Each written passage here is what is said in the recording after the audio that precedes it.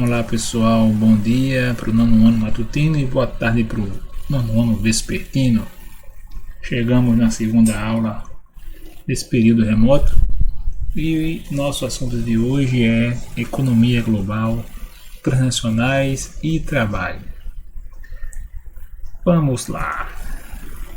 Bem pessoal, tudo isso aqui foi feito, todo esse slide foi feito com base no livro de vocês, que o material vai estar disponível também, E eu peço a vocês que leiam o material, que é importante. Então, isso aqui é mais um resumo, todo esse slide, um resumo explicativo do livro de vocês. Mas é sempre bom vocês lerem o livro, e para isso que ele existe. A gente vai começar aqui, justamente como o título fala, nos fluxos de mercadorias, o comércio global desigual. Seguinte, galera, a gente vai perceber que nós tivemos aí, durante os anos, um grande aumento no fluxo de mercadorias no comércio mundial. Só para vocês terem uma ideia, de acordo com a OMC, a chamada Organização Mundial do Comércio, em 1950 o intercâmbio comercial mundial era de 64 bilhões de dólares. Tudo que circulava de mercadorias no mundo, os países comprando e vendendo, entre eles, o montante em valores seria esse, 64 bilhões de dólares. E isso em 1950. Em 2016, essa marca atingiu o patamar de 16 trilhões de dólares. Olha o salto. 64 bi para 16 trilhões de dólares. Então, é completamente diferente o mundo hoje em dia. E o que é que vai explicar esse crescimento do comércio internacional? Que fatores explicam isso? Eu coloquei para vocês aqui alguns, também de forma bem resumida. Vamos lá. Melhoria nos meios de transporte e comunicação, algo inerente que a gente viu na questão da globalização, no outro capítulo, outra aula, outro percurso, perdão. Diminuição dos custos e dos fretes. Se eu tenho uma melhoria nos meios de transporte, eles ficaram mais ágeis, consequentemente os custos que eu vou ter com os fretes, com aqueles valores que eu pago para transportar minha mercadoria para outros países, vai ser bem menor. Um rápido crescimento da população mundial nos últimos 60 anos também foi outro fator, ou seja, o mercado consumidor com esse crescimento populacional aumentou em muito, teve um grande impacto aí, o que também fez crescer o consumo, logicamente. O aumento do rendimento de muitas famílias, quanto a renda de cada família aumentou, também impulsionou esse consumo e, consequentemente, esse fluxo de mercadorias no mundo. A entrada de novos países no comércio internacional mundial, países como o nosso país até, eu poderia até dar esse exemplo, que até 1950 não participava assim tanto, posteriormente começou a participar bastante, sempre negociando produtos primários, que são aqueles produtos advindos da agricultura, da pecuária, isso sendo prioridade a nossa pauta de exportação, o que a gente mais vende. E aí, por último, a liberalização das regras comerciais, com o objetivo de facilitar a exportação e a importação de mercadorias entre países. Houve uma liberalização, ou seja, houve uma facilidade maior para que essas negociações pudessem acontecer, no que você exporta, no que você importa. Os acordos comerciais também, como eu coloquei aqui, né, foram muito favorecidos com essa liberalização, ou palavrinha. Para vocês terem uma ideia, quando um país ele faz um acordo com outro país, um acordo comercial, esse acordo vai ter o nome de acordo bilateral. Quando um país faz um acordo, né, com outro país, somente dois países. Um exemplo, o Brasil ele faz um acordo com a China, que hoje em dia é o nosso maior parceiro comercial. Eu vou exportar para você, movendo chinês, né? Mercado consumidor chinês, vou exportar para você, digamos, frango, né? Então é um acordo somente com dois países. Quando um país ele faz acordo com mais de um, nós temos o chamado acordo multilateral, certo? Isso acontece, um exemplo, quando o Brasil faz um acordo com os países da União Europeia, ele está fazendo um acordo com o bloco, né? O bloco da União Europeia, mas não deixa de ser também um acordo multilateral, porque está fazendo um acordo com vários países também que compõem aquele bloco. Dá para entender?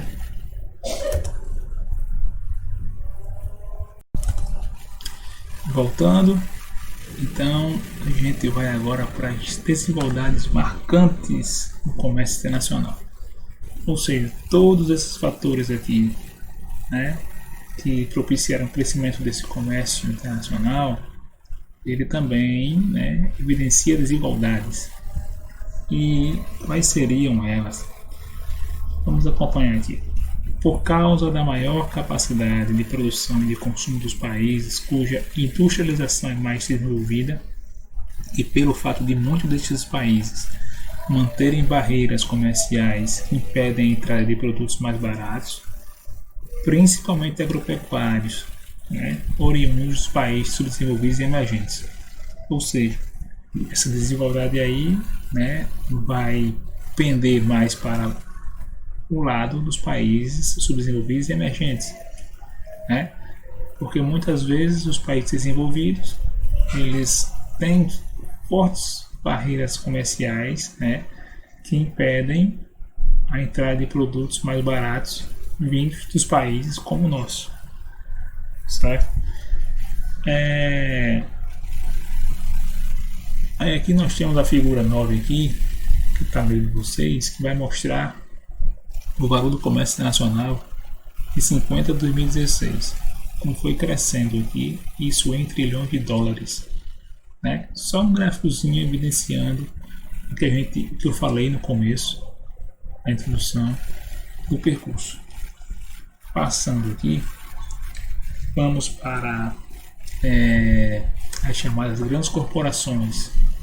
O que são essas grandes corporações?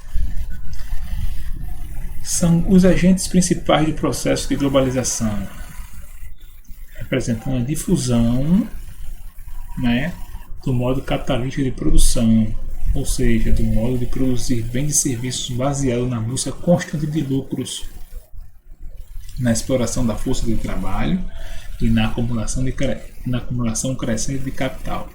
Ou seja, essas grandes corporações aqui, mundiais, internacionais, elas vão ser as responsáveis, né, por essa propagação aí dos modos capitalistas de produção. Grandes corporações não são somente indústrias, né? São grandes corporações financeiras, são os grandes bancos, tudo que for que tem a ver com a economia, né? São grandes agências, grandes empresas, grandes bancos, vão fazer parte aqui dessas grandes corporações. Mas nosso intuito aqui é o comércio mundial, então vamos nos ater nesse princípio aqui, a parte industrial. Então a parte industrial que vai nos caber nesse início é a gente entender a parte das transnacionais, que fazem parte, né, um tipo de grande corporação, certo? Então, transnacionais, o que são? Empresas com alto nível de organização, e atuam dentro e fora do território do seu país de origem por meio de filiais espalhadas pelo mundo, certo? Então isso aí eu considero transnacionais.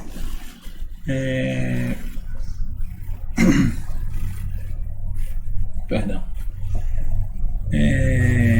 Nós temos nessa figura 10 aqui, nós temos o valor de mercado das 500 maiores transnacionais em 2018. Aqui vocês vão ver aqui o valor de mercado delas em bilhões de dólares e aonde elas estão situadas no mundo. Vejam que nós temos algumas aqui no Brasil. Eu vou dar exemplo para vocês de algumas transnacionais que têm sede, que são brasileiras, que têm sede no Brasil. Então, transnacional é aquela empresa que tem uma sede em um país, seu país de origem, e ela se espalha, tem filiais em vários países do mundo. Certo? E aqui nós temos aqui embaixo as 10 maiores transnacionais em valor de negócios em 2018.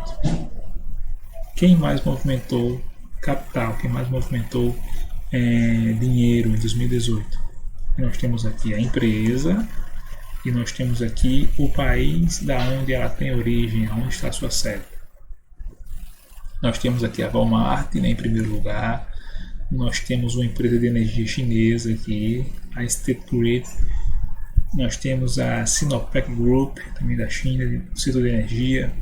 Nós temos a China National Petroleum, a empresa de petróleo chinês. Nós temos a Royal Dutch Shell, energia também, Reino Unido e Países Baixos. Nós temos a Toyota Motor, setor automotivo, a Volkswagen da Alemanha, a BP também de energia do Reino Unido, a ExxonMobil dos Estados Unidos também de energia, e a Berkshire Hathaway, acho que é assim que se pronuncia, das finanças. Então aqui são as maiores transnacionais, tanto com ênfase na questão industrial como também nas outras áreas de economia, energia, finanças. Aqui ele englobou tudo, não somente a questão industrial, mas sim as maiores organizações transnacionais de todo o planeta. Certo? E vocês separem aqui das 10 maiores, nós temos 6 empresas do setor de energia. Setor de petróleo. O setor de petróleo é o que vai ser o carro-chefe aí da energia para o setor industrial, consequentemente para o setor econômico como um todo, de todo o planeta. Certo? Aí aqui a gente vai ver um pouquinho que nós temos, sim, reparem também, eu não esqueci de frisar essa parte, que nós temos vários grupos chineses aqui. Nós temos 2, 3 grupos chineses no meio das 10 maiores. Dos 10 maiores conglomerados transnacionais, nós temos 10 chineses aqui. Certo? 10 não, perdão, 3. Dos 10 nós temos 3. Então, a China é um país emergente. É um país considerado um país menos desenvolvido do que os outros que tem aqui, como o Brasil também é. Mas a evolução da economia chinesa é tão grande que eles já estão figurando entre as maiores empresas, as maiores economias, de todo o mundo. Vamos chegar mais na frente. A gente já viu, se não me engano, vamos ver esse ano, nono ano, muito sobre a China. Então vocês vão entender por que a China tem esse impacto todo quando se fala de economia mundial hoje em dia. Mas não agora, sim nos próximos percursos. O poder das transnacionais, continuando aqui, elas vão influenciar a economia global de acordo com os próprios interesses. Ou seja, quem vai influenciar a economia global são essas grandes corporações, são as transnacionais. Como assim que elas vão influenciar de acordo com o seu interesse? Vocês vão entender aqui o seguinte: pela sua importância econômica, algumas delas, né, elas vão ter o poder de influenciar a economia global, né, e também, além da economia, esferas políticas também, a ponto de interferir em ações de governo e governos de vários países, né, estabelecendo normas que facilitem seu desempenho. Então, elas vão interferir na questão econômica e política dos países, visando seus próprios interesses para facilitar o seu melhor desempenho.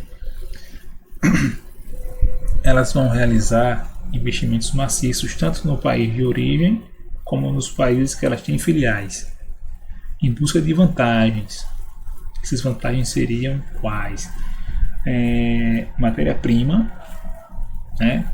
Mão de obra barata, mercado consumidor e leis de fiscalização mais brandas ou nenhuma ou ausentes, né? Além de oportunidades oferecidas pelos governos locais na redução de impostos, sempre visando o lucro. Joia? Então é assim que elas vão influenciar a economia mundial, a economia global, e também a questão da política também. Isso tanto no país sede de origem delas, como nas filiais também. Certo? Aqui, como eu tinha falado, eu coloquei alguns exemplos de transnacionais brasileiras. Certo? Nós temos aqui essa Alpargatas aqui do setor de calçados. Ela tem sede no Brasil e tem filiais principalmente aqui pela América do Sul. A BRF é uma transnacional de fabricação, de produção de proteína. A parte de produção de carnes, né? De frigorífico. Também é uma das maiores do mundo nesse ramo. E essa daqui que tem 2 Gs assim, é a chamada Gerdau, é de equipamentos, certo? De ferramentas, setor de ferramentas, equipamentos. Essa daqui é a mais famosa, creio eu que vocês conhecem ela, né? A Petrobras, setor de energia, setor petrolífero. E essa daqui também é uma das mais famosas, é a Vale, antiga Vale do Rio Doce, a empresa Vale, né? Que é uma das mais importantes no setor de mineração a nível mundial, certo? Então, nós Brasil, nós também temos empresas transnacionais aí, empresas com sede no nosso país, né, e filiais espalhadas por outros países do mundo, em vários setores. São só aqui alguns exemplos. Continuando, vamos chegar aqui no conceito de fábrica global, para entender o que seria essa fábrica global.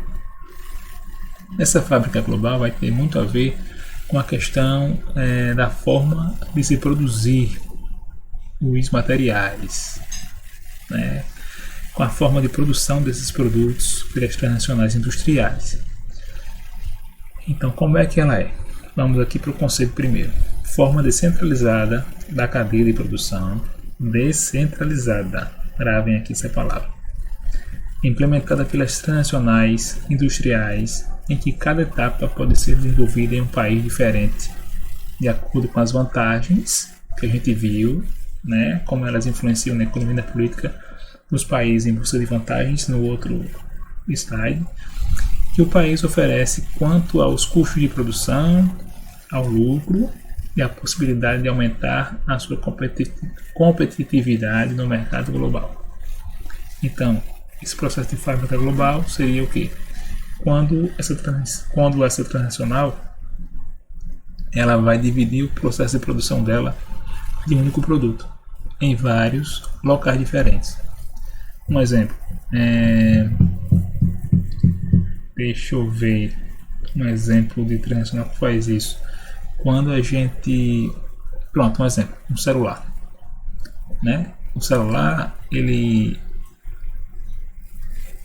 dependendo da marca dele, né, da empresa dele, ele não vai ser feito em um único local. ele vai ser espalhado da sua produção. A bateria é feita na China, a carcaça daquele plástico é feita no Brasil, as peças internas é feita em outro país, a parte eletrônica é feita nos Estados Unidos, e aí vai. E aí depois se junta essas peças e formam, né, o produto final. No caso, o celular como exemplo. Eu não estou dizendo aqui que todo celular é assim não, viu? Eu estou dizendo que tem exemplos, né? Tem ocasiões, modelos e marcas que é feito desse jeito aí. Como também aviões, como é que é feito um avião, dá um exemplo agora maior. É fabricado toda a parte dele também em países diferentes. As asas feitas em um país, a turbina em outro, a carcaça dele em outro país, depois levar tudo para ser juntado e ser construído aquela aeronave. Então dá para entender isso aí. A fábrica global tem a ver com os processos de produção. Vai ser dividido de acordo com os locais aonde ofereça mais vantagem para a transnacional. Dando continuidade, vamos para o mercado de trabalho. Devido à forte concorrência, as empresas buscam a contínua renovação das estratégias de produção e comercialização de seus produtos, adotando novas tecnologias no processo produtivo, aumentando a demanda por trabalhadores criativos e qualificados com maior nível de escolaridade. Isso aqui é um reflexo do que o mundo já, né, vem passando com essa questão de globalização, né, de melhoria de maior fluxo no comércio mundial, de fábrica global, de transnacional. Isso aí é um reflexo. O mercado de trabalho é completamente diferente de anos atrás. Está sempre em constante mudança, certo? As empresas sempre vão buscar, já que elas estão investindo em novas tecnologias de produção e de comercialização, vão sempre buscar trabalhadores mais criativos e qualificados para lidar com essas novas tecnologias. Ou seja, vai exigir desse mercado de trabalho sempre um nível mais alto de escolaridade,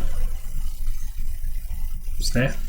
Então, as empresas, as transnacionais que lidam com materiais, né, com produtos que necessitam de maior tecnologia, elas, na sua maioria, vão estar espalhando suas filiais em países que têm uma boa mão de obra qualificada, certo? Então a gente vai ver aqui agora por que é que acontece um aumento tão grande de desemprego na economia mundial.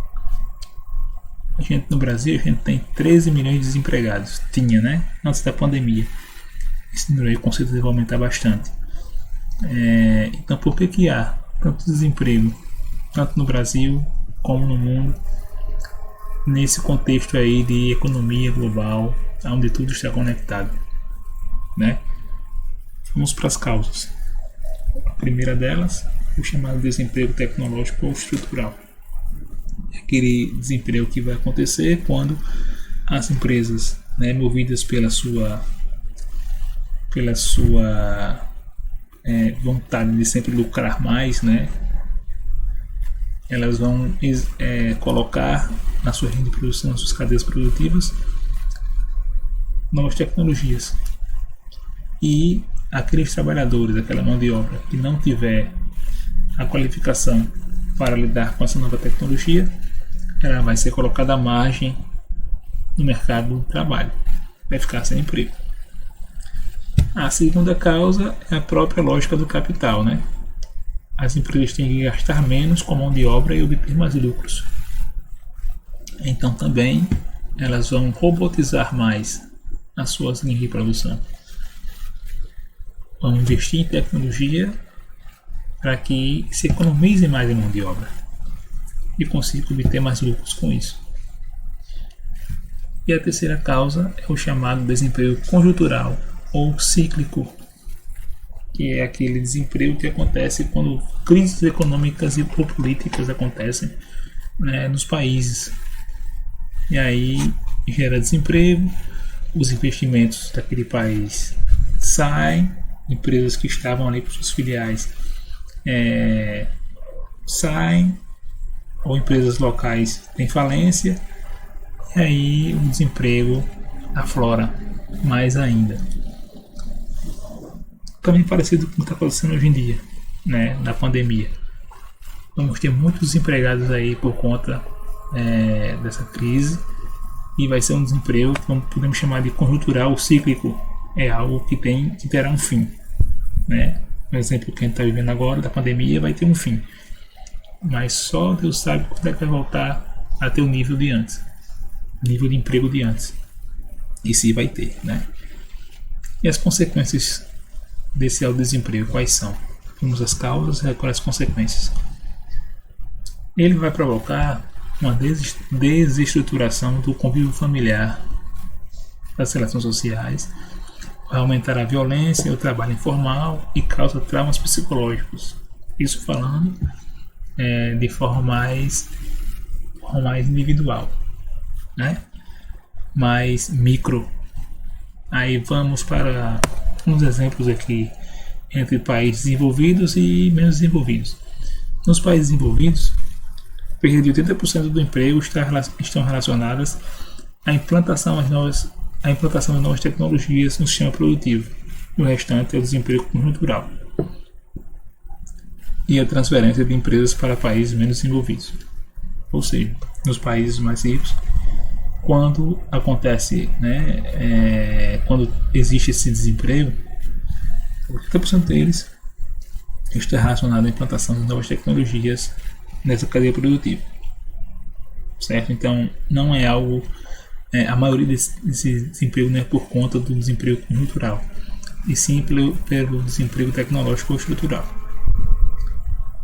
Já nos países menos desenvolvidos, né, o agravamento do desemprego estrutural, uma descentralização da atividade produtiva realizada pelas transnacionais em direção aos países menos desenvolvidos. Ou seja, vai acontecer um agravamento desse desemprego estrutural aí, né? Que as empresas vão vir para cá, né, para os países menos desenvolvidos, e como aqui elas não vão achar uma mão de obra qualificada, né, vai acompanhar esse ciclo aí, vai continuar, né? O desemprego aqui vai só aumentando, mais ou menos isso aí. E no final, nós temos aqui, para fechar com chave de ouro, a globalização e o capital financeiro, certo? O fluxo de capitais financeiros em todo o mundo, por meio de operações realizadas por bancos, empresas, agências ou escritórios de corretagens e ações de títulos disparados por vários países. Ou seja, esse fluxo de capitais de dinheiro circulando aumentou consideravelmente com esse comércio mundial aí. Está tudo relacionado, né? Tudo faz parte do mesmo processo. Aí aqui, ou seja, esse fluxo de capitais aqui, ele vai estar em constante movimento, né? Os investimentos vão ser feitos aqui em vários países, e não quer dizer que fiquem lá para sempre, porque os investimentos, as empresas, elas vão investir aonde tem vantagem para elas. Quando não tiver mais vantagem, por algum motivo interno ou externo, elas saem de lá, né? E o país que elas estavam antes que se exploda. O que importa é a vantagem para elas, é o lucro para elas, certo? Por isso que esse fluxo aí de capitais ele é constante.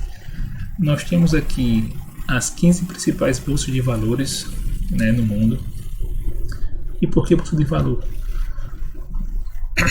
Porque é onde vai se medir aí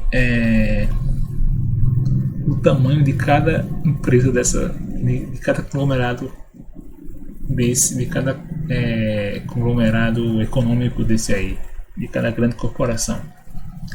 Então se mede por meio de ações. Essas ações estão aonde? Nas bolsas de valores. Nós temos as 15 mais importantes aqui, dêem uma olhadinha. E aqui eu trouxe para vocês alguns conceitos para a gente entender o que é e entender melhor aí essa questão aí do mercado especulativo, né? O que é, o que seria, o que tem, né, de importante para entender aí nessa questão de bolsa de valor. Ação. Ação é um documento que indica ser seu possuidor. Documento que indica ser seu possuidor o proprietário de certa parte ou fração de determinada empresa. As ações são negociadas nas bolsas de valores mobiliários ou simplesmente nas bolsas de valores. Ou seja, a ação é os documentos de quanto você que vai provar o quanto você é dono daquela empresa ou não. Digamos, as empresas maiores, né, elas são divididas em ações. Então, elas têm vários donos. E quanto representa a parte que é minha daquela empresa vai ser através da ação, né, desse documento aí. O título, documento que representa ou certifica a posse e propriedade de algum bem ou valor financeiro, como a escritura de propriedade de bem imóvel. Então, quando fala de título de dívida pública, né, título de dívida pública brasileira, quanto você vai poder provar que você tem posse, tem posses naquele país. Os documentos que dão a propriedade de algum bem ou valor financeiro que você tenha naquele país. Capital especulativo. Recurso investido com o objetivo de obtenção rápida de lucros em operações de compra e venda de moedas. Perdão. Recurso investido com o objetivo de obtenção rápida de lucros em operações de compra e venda de moedas, ações de commodities, diferencia-se do capital produtivo, que é aquele que se destina ao aumento do poder produtivo de uma economia, ou seja, instalação e ampliação de indústrias, comércio agropecuário, infraestrutura, etc. Bem, vamos encerrar por hoje, certo? Espero que tenham gostado. Não sei se ficou muito longo o vídeo, não vou ver, né? Vou editar. Mas nos vemos na próxima semana e lembrem de sempre ler o material escrito em PDF, o material do livro de vocês. Belezinha? Tchau, tchau e até a próxima.